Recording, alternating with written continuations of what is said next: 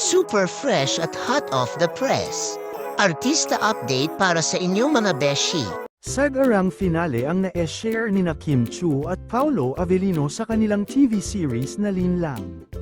Ibinahagi din nila kung paano nagsimula ang ideya at paano naplano ang bawat eksena.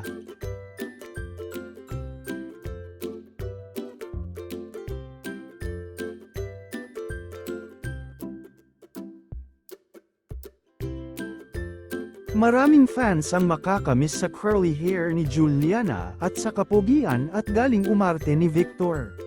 Nakakatuwa din ang finale bloopers kung saan natawa si Kim sa idea na kailangan niyang lagyan ng Melissa ang tingin kay Paolo.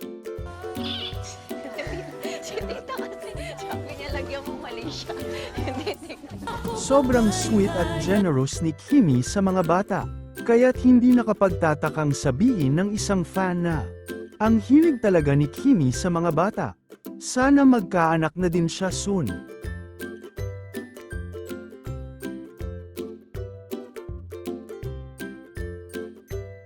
At sino kaya ang tinitingnan ni Paolo dito? Say nga ng fans. Walang sikretong hindi nabubunyag.